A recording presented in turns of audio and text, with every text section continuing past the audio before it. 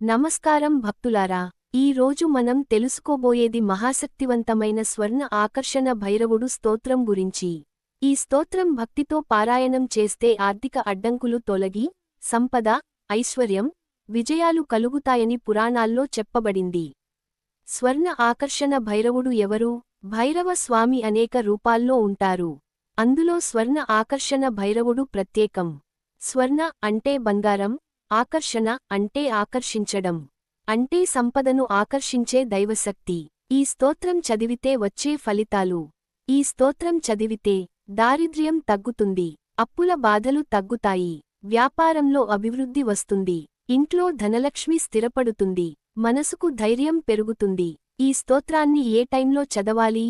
ఈ స్తోత్రాన్ని అష్టమి రోజు, కాలభైరవ అష్టమి, శుక్రవారం, రాహుకాలంలో లేదా ఉదయం బ్రహ్మముహూర్తంలో చదవడం శుభప్రదం. ఎలా చేయాలి? శుభ్రంగా స్నానం చేసి, దీపం వెలిగించి, పసుపు లేదా కుంకుమతో పూజ చేసి పారాయణం చేయాలి. స్తోత్రం: ఓం ఐం హ్రీం శ్రీం స్వర్ణాకర్షణ భైరవాయ నమః.